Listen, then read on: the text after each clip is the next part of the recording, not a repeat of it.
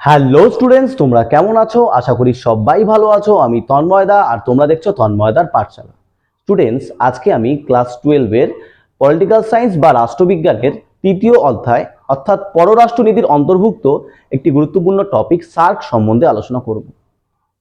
এবং এই আলোচনাটি করবার পূর্বে বেশ কিছু কথা আমি আমার স্টুডেন্টদেরকে বলতে চাই যে বর্তমানকালে যে আমাদের যে স্টুডেন্ট জেনারেশন যে রেসের মধ্য দিয়ে যাচ্ছে, বিশেষত ক্লাস 10, 11, 12, একটা সাজেশন বেস পড়াশোনার একটা চাহিদা রয়েছে মার্কেটে। আমার মনে হয় যে এই সাজেশন বেস পড়াশোনা কখনোই শিক্ষার্থীর জন্য ভালো না।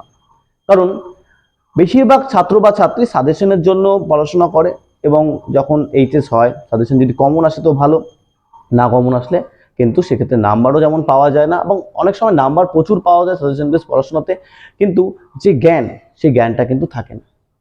ছাত্রছাত্রীদের মূল লক্ষ্যই হয়ে যায় যে আমাকে কিভাবে প্রচুর নাম্বার তুলতে হবে, এটা মেন টার্গেট হয়ে যায় যে কিভাবে 90% নাম্বার তুলবো, কম খাটনিতে আমরা কিভাবে বেশি নাম্বার তুলতে পারবো। এবং বেশ কিছু ভিডিও, ইউটিউব ভিডিওতেও অনেক অনেক সময় বলে যে কম খাটনিতে প্রচুর নাম্বার তোলা যায়। আমার মনে হয় শিক্ষা এভাবে হয় না। শিক্ষার জন্য কোনো একটি সাবজেক্টকে ভালোবাসতে লাগে প্রথম থেকে শেষ পর্যন্ত।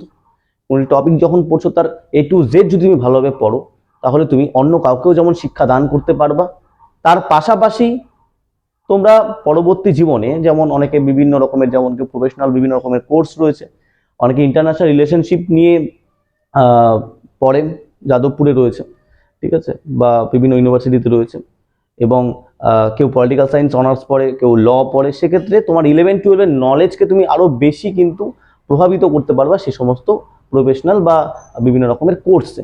কিন্তু তোমার মধ্যে যদি নলেজ না থাকে, তোমার মধ্যে ডিপ যদি না থাকে, তাহলে তুমি তোমার লাইফে কিন্তু গ্রো করতে পারবা না। শুধুমাত্র নম্বর উত্তরণ বা শ্রেণী উত্তরণের খেলায়, অর্থাৎ শিক্ষার সার্কাসে পরিণত হয়ে যাবে আমাদের শিক্ষা ব্যবস্থা। ফলে আমাদের কনসেপচুয়াল পড়াশোনা পড়তে হবে, বা আমাদের জানতে হবে, জানার জন্য পড়তে হবে, নাম্বার তোলার জন্য নয়। তুমি যদি জানার জন্য বলো, তোমার নাম্বার তুলতে কোনো রকমের সমস্যা হবে না। ঠিক আছে, তো বেশি কথা বলবো না, আমি এতখানি বলবো যে কনসেপচুয়াল পড়াশোনা করো, মুখস্থ বিদ্যা ছেড়ে দাও। পলিটিক্যাল সায়েন্স আরো বেশি তোমাদের ভালো লাগবে, ইন্টারেস্টিং লাগবে। অনেকেরই বোরিং লাগে, তাই এই কথাটি বললাম। তো যাই হোক, এখন আমরা পড়বো সার্ক কি। খুব ভালোভাবে এই সার্কের কনসেপ্টটি বুঝবে। ঠিক আছে, সার্কের পুরো নাম হলো south Asian association for regional cooperation. দেখো, রিজিয়ন মানে কি? একটা অঞ্চল। ঠিক আছে, সাউথ এশিয়া মানে দক্ষিণ এশিয়া, দক্ষিণ এশিয়া দেশগুলোকে নিয়ে একটা আঞ্চলিক সহযোগিতা মঞ্চই হলো সার্ক। এবার হয়তো মনে প্রশ্ন আসছে যে এই সার্কের আইডিয়াটা কার মাথায় এসেছে? অনেকেই হয়তো ভাবছো যে এইটুক দেশের মধ্যে হয়তো ভারতবর্ষের মাথায় আসবে, কিন্তু না। এই সার্কের কনসেপ্ট আসে বাংলাদেশের রাষ্ট্রপতি, কি নাম? জিয়াউর রহমান। কত সালে সার্ক প্রতিষ্ঠা হয়? 1985 সালে। কতই? 8ই ডিসেম্বর কিন্তু ঢাকাতেই সার্ক প্রতিষ্ঠা হয়। বাংলাদেশের রাষ্ট্রপতি বা বাংলাদেশ চিন্তা করেছিল যে এশিয়ান বলে একটি আঞ্চলিক সহযোগিতা সংস্থা ছিল, যেটা খুব ভালো গ্রোয়িং হচ্ছিল। প্রত্যেকটা দেশকে এই এশিয়ানের যে গ্রুপে যে সমস্ত দেশ রয়েছে, সেই প্রত্যেকটা দেশকে সহায়তা প্রদান করছিল। তো কথা ভেবে বাংলাদেশ চিন্তা করলো আমাদের দক্ষিণ এশিয়ার মধ্যে এরকম একটা গ্রুপ হওয়া উচিত, যেটা পরস্পরকে আর্থিক, মানসিক, সামাজিক সব দিক থেকে সহায়তা করে। কোনো যুদ্ধ ঝামেলা হলে যাতে পরস্পর আপোষ করতে পারে, যাতে যুদ্ধ না হয়। এই নিয়ে কিন্তু এই সার্কের ধারণাটি এসেছে, এবং সার্কের প্রস্তাব কিন্তু প্রথম রাখে বাংলাদেশ। আমরা বাংলাদেশকে নিয়ে অনেক সময় বিভিন্ন রকমের ট্রোল বা মজা যাই করি না, কিন্তু এটা কিন্তু বাংলাদেশ কিন্তু খুব গ্রোয়িং একটি কান্ট্রি, যেটা 1971-এর পরে কিন্তু স্বাধীনতা লাভ করার পরে কিন্তু প্রচন্ড গ্রোয়িং করেছে।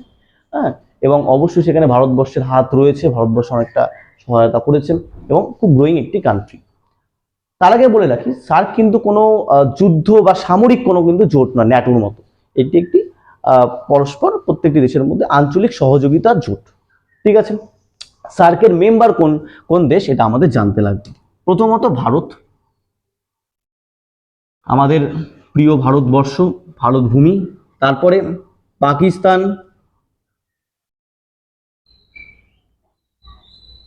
তারপর শ্রীলঙ্কা,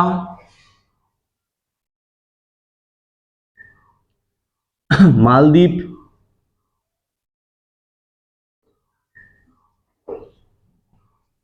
তারপর বাংলাদেশ প্রতিষ্ঠাতা সার্কের। তারপরে আমাদের পার্শ্ববর্তী দেশ নেপাল এবং ভুটান। তাহলে সৃষ্টির সময় মোট কয়টি রাষ্ট্র মিলে এই সার্ক গঠিত হয়?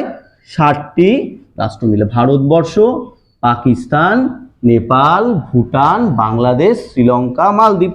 তাহলে কয়টা? 1টা 2টা 3টা 4টা 5টা 6টা 7টা। সৃষ্টির সময়, বর্তমানে কিন্তু সিনারিওটা আবার আলাদা। ঠিক আছে, এটা একটা প্রশ্ন আসবে। সার্কের প্রথম সম্মেলন কোথায় হয়? কোথায় হয় সার্কের প্রথম সম্মেলন?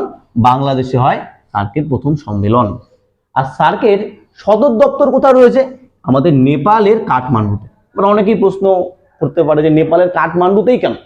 যেহেতু নেপাল দেশটা যদি ভারতে হতো অনেক সমালোচনা হতো, যেহেতু বৃহত্তর একটি দেশ, ঠিক আছে, প্রভাবশালী বা পাওয়ারফুল একটি দেশ, তাই নেপাল এমন একটি দেশ যেখানে তুলনামূলকভাবে অন্যান্য দেশের থেকে কিন্তু নেপাল বা ভুটান এই সমস্ত জায়গায় কিন্তু তুলনামূলকভাবে একটা ছোট দেশ যেহেতু, ফলে সেখানে কিন্তু এই তোমার হলো সদর দপ্তর করে তোলা হয়েছে, প্রায় নিরপেক্ষভাবে থাকে। ঠিক আছে, তো এটা নিয়েও বিভিন্ন রকমের মতভেদ বা বিভিন্ন রকমের জিনিস রয়েছে, সেই জায়গায় আমি যাচ্ছি না। তো এটা হলো সার্কের সদস্য রাষ্ট্র, এটা কিন্তু আসবে। প্রথম সম্মেলন কোথায় হয়? বাংলাদেশে। আর সদর দপ্তর কোথায় রয়েছে? নেপালের কাঠমান্ডুতে। ঠিক আছে, এবার সার্কের উদ্দেশ্যটা কি? কি উদ্দেশ্যে সার্ক গঠন করা হয়েছিল?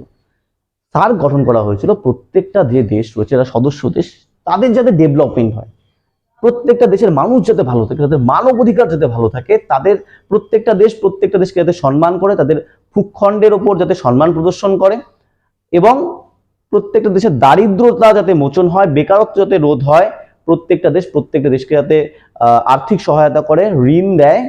যে সমস্ত দেশ দেউলিয়া হয়ে যাবে বা যে সমস্ত দেশ সমস্যায় পড়বে, বন্যা, মহামারী, বিভিন্ন রকমের সমস্যা, প্রত্যেকটা দেশের সুখে দুঃখে, আপদে বিপদে যাতে হাতে হাত রেখে যাতে বাঁচতে পারে, এই জন্যই এই সার্কটি কিন্তু বা এই দলটি কিন্তু বা এই গ্রুপটি কিন্তু তৈরি করা হয়েছিল।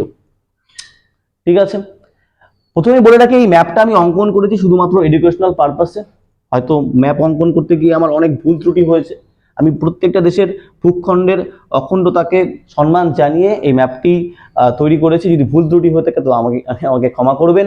ঠিক আছে, তো আমাদের ভারতবর্ষ হলে এই সার্কের যতগুলি দেশ রয়েছে তার মধ্যে সব থেকে বৃহত্তর দেশ। পরীক্ষায় কিন্তু এটি প্রশ্ন আসবে। ঠিক আছে, তো সার্কের যে উদ্দেশ্যগুলি সেগুলো কিন্তু মোটামুটি ভালোও ছিল, এবং কতগুলা দিকে সার্ক কিন্তু সাফল্য অর্জন করেছিল। যেমন বলে রাখি, ভারতের সঙ্গে পাকিস্তানের সমঝোতা এক্সপ্রেস, ঠিক আছে, সমঝোতা এক্সপ্রেস, যার মধ্য দিয়ে বিভিন্ন ভারত থেকে বহু যাত্রী যেত, এবং এখন হয়তো বন্ধ রয়েছে, বিভিন্ন রকমের আর্থিক লেনদেন, ব্যবসায়িক লেনদেন হতো। ঠিক আছে, এছাড়া নেপালের মহাকালী নদী যে রয়েছে সেখানে তার উপত্যকার একটি চুক্তি স্বাক্ষরিত হয়। ফারাক্কা থেকে যে জল বাংলাদেশে ঢুকে সেখানে একটি চুক্তি স্বাক্ষরিত হয়, একটি মিনিমাম ওয়াটার জল সেটা বাংলাদেশে সাপ্লাই হয়। ঠিক আছে, এই সমস্ত ভালো ভালো দিক হয়েছিল। তো এটা হলো সার্কের ভালো দিক। এবার আমরা চলে আসি সার্কের খারাপ দিক বা সার্কের ব্যর্থতার কারণগুলো কি কি। দেখো, সার্কে মোটামুটি অনেক দিকই ভালো ছিল, তার মধ্যে একটি খারাপ দিক হলো যখনই সার্কের বৈঠক বসতো, পাকিস্তানের একটা স্বভাব রয়েছে যে কাশ্মীর ইস্যু নিয়ে কথাবার্তা বলা, তাই তো। তো পাকিস্তান প্রত্যেকটা ক্ষেত্রে বলতো আমাকে কাশ্মীর দিয়ে দাও, আমাকে কাশ্মীর দিয়ে দাও, এই নিয়ে কথাবার্তা বলতো। ফলে ভারত কিন্তু সেখানে খুবই ভারতবর্ষ কিন্তু খুবই এখানে ক্ষিপ্ত হতো, বা এটা সত্যিই তাই, একটা ভালো একটা টপিক যেখানে ডেভেলপমেন্ট নিয়ে কথা হবে, সেখানে গিয়ে যদি কাশ্মীরের কথা বলে অবশ্যই অ্যাজ এ ইন্ডিয়ান বা প্রত্যেকেরই এটা খারাপই লাগবে। ঠিক আছে, ফলে এটা কিন্তু একটা খারাপ দিক ছিল। সেকেন্ডলি, ভারতে কিন্তু কার্গিলের যুদ্ধের সময় পাকিস্তান থেকে গোপন পথে কিন্তু অ্যাটাক করা হয়েছিল, যার ফলে ভারতের সঙ্গে পাকিস্তানের দূরত্ব বাড়ে, সার্কও কিন্তু সমস্যায় পড়েছে। এছাড়া তামিল জঙ্গিদের যে এখানে যে যারা ছিল আর কি শ্রীলঙ্কা, তাদের যে অ্যাটাক, তার ফলেও কিন্তু একটা সমস্যা তৈরি হয় আর কি, শ্রীলঙ্কা থেকে একটা অ্যাটাক হয়, ফলে কিন্তু এখানে একটা সমস্যা দেখা দেয় সার্কের মধ্যে। তো এই সমস্ত কারণে কিন্তু সার্ক কে বিভিন্ন রকমের সমস্যা আসে বা ব্যর্থতা আসে। সার্ক গঠনের একটি মূল উদ্দেশ্যই কি ছিল, যে ভারতবর্ষ একটি বড় দেশ, তার আশেপাশের যে দেশগুলো তার থেকে সুবিধা নিয়ে তাদের ডেভেলপমেন্ট যাতে করতে পারে, এই থিওরিতেই কিন্তু বাংলাদেশ এই সার্ক গঠনের কিন্তু একটা চেষ্টা করেছিল। ঠিক আছে, এটাকে পাকিস্তান বলে যে এটি চাণক্য নীতি ভারতের। ভারত একসময় অন্য দেশগুলো ভারতকে তোষণ করবে, ভারতের এটা চাল, এই সমস্ত কথা কিন্তু বলেছিল। তার ফলে সার্কের কিন্তু অনেক ক্ষেত্রে ব্যর্থতা হয়েছিল। সার্কের মূল নীতিটা কি, যে আমি খুব সোজাভাবে বলি, মনে করো সমাজে একজন বিরাট মাপের লোক রয়েছে, তার প্রচুর আর্থিক সমৃদ্ধি রয়েছে, তার আশেপাশে বহু লোক থাকে যারা তার থেকে সুবিধা নিয়ে আস্তে আস্তে বড় হওয়ার চেষ্টা করে। তেমনি ভারতবর্ষ, যার কাছে মানে সার্কের অন্যান্য দেশের থেকে কিন্তু ভারতবর্ষের আর্থিক সমৃদ্ধি বেশি, ঠিক আছে।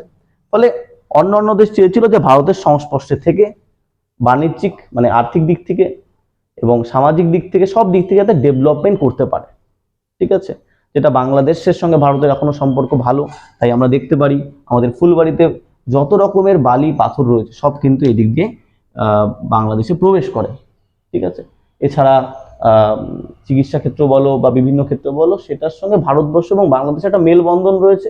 ফলে বাংলাদেশ কিন্তু পাকিস্তানের থেকে অনেক বেশি এগিয়ে গেছে, কারণ বাংলাদেশ জানে ভারতের পাশে থাকলে আমরা ডেভেলপমেন্ট করতে পারবো। এভাবেই কিন্তু প্রত্যেকটা দেশ চলে। কিন্তু পাকিস্তানের সঙ্গে ভারতের যে রেশারেশির সম্পর্ক, তার ফলে কিন্তু পাকিস্তান কিন্তু সেই রূপভাবে ডেভেলপমেন্ট করতে পারেনি, ঠিক আছে। এটা হয়ে গেল সার্ক। যদি কোনো জায়গায় অসুবিধা থাকে কমেন্ট বক্সে জানাও, ঠিক আছে। যদি ভিডিওটি ভালো লাগে অবশ্যই লাইক, কমেন্ট, শেয়ার এবং সাবস্ক্রাইব করতে ভুলবেন না। ধন্যবাদ।